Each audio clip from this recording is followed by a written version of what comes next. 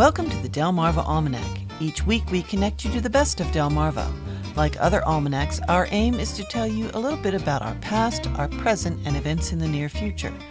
I'm your host, Dana Kester McCabe. Jeanne Anderton says that her parents were photography buffs who encouraged her to take pictures from an early age. They gave my brother and myself cameras. I think my brother was 6 and I was 8. And Dad had to travel for work, but he always took us, so there was a vacation to where he was going. He worked for Green Giant. So, we would, if he had to go to the West Coast, we had a vacation going out to the West Coast. So Mom and Dad would give us, I still have the camera, a little box camera that used 620 film and film. We had so many rolls of film. You had to use them sparingly. And I joke because I say, looking back, I thought I had all these great photos. We went to Mount Rushmore and Tetons. And then I realized that my brother and I probably took more photos of the chipmunks and the squirrels in the parking lot. And the photos are mostly the parking lot. There's a little tiny squirrel in there someplace. They're horrible. But they kept giving us film. So they encouraged us. Both Mom and Dad were photographers. So, so they inspired us. Jeanne got her bachelor's degree in art education at Salisbury University. She ran a photography shop, and eventually a colleague recommended she get her master's degree, so she decided to do so at Syracuse University in New York. Jeanne believes that each leg of that journey is an important part of her development as an artist. She says that commercial photography and fine art photography complement each other well.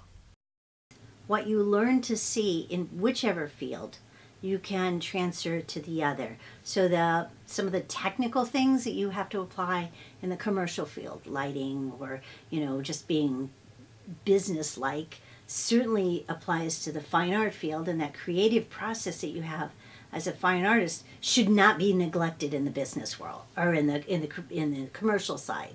So, the ability to put that subtle nuance or to make something look very good for a client or just to kind of let your clients see another way of looking at whatever it is they're trying to promote. That's the creative side. So, and then as an artist, you've got to be kind of a businessman, because if you want your stuff to go out, you've got to promote and, make invoices and contracts and all this stuff. So I think they go hand in hand. The pleasure is in making it and not necessarily saying, I have to make money from it.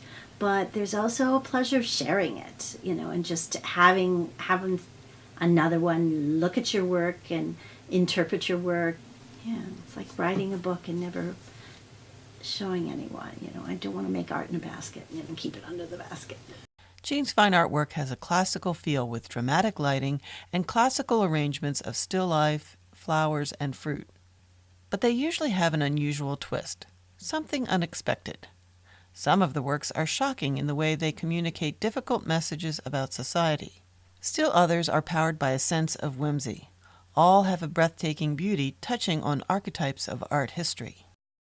Looking through Renaissance and Baroque art, a couple of the images you're referring to are actually really almost photographic representations of what the painting is, but just using children's toys versus, live person and stuff. I'm trying to, was it Venus and Mars has Barbie and Ken maybe. And there, I think there's one that has Star Wars stormtroopers and things like that. There's already a layer of story, and I'm just kind of retelling it with a different modern context.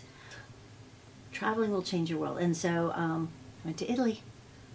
And I've always loved Caravaggio. And I say I love Caravaggio and Vermeer because they're so photographic. The lighting in the chiaroscuro and Caravaggio, of course, is just, it's there for us to enjoy. And so, yes, indeed, that classical style and the reference and that whole series of images makes so many references to the experience of seeing actual work and just being absorbed visually. I had a teacher that said you should always include a nerdy. And he's so right, if you look at something perfectly perfect, then it isn't as exciting if you go, oh. There's that flaw that, all of us can embrace because none of us are perfect. Both the art of photography and that of teaching draw Jeanne into community with others where delightful things happen. It's like this little clubhouse. You're in the dark. It's not totally dark, and you're there's this communal. You're around this series of trays with chemicals, and you're throwing your paper in, and it's magically coming up, and other people are watching your work, and you're watching their work, and there's conversations that take place. So it's not a solo event. It can be a very solo event, and I love printing in the darkroom by myself, but there's also that communal event if you want to kind of share that experience with others that happens as well. And I say it's a great clubhouse. Well, I love teaching, so I really don't work. And you can tell I kind of like what I do. So sharing that and opening the door so that others can have that same kind of experience, it's pretty exciting. And there have been more than one times I looked at a friend of mine who also teaches, and we'll see that moment when the light bulb goes on, we'll go, we just got paid! Jeanne leads an annual trip to Europe where students can see the origins of photography as an art form in London and Paris. You can see her work at her website, JeanneAnderton.com, or at the annual faculty show at Salisbury University where she teaches. Well, that's all for this edition of the Delmarva Almanac. We'd like to thank our community partners, the Friends of Delmarva Public Radio, the Community Foundation of the Eastern Shore, and underwriters, EatDrinkBuyArt.com, for their help in bringing this program to you, our audience. Our theme music was provided by Brightside Studio. This show has been a Moonshell production. Thanks for listening. Until we meet again, may the rhythms and tides of Delmarva bring you good fortune.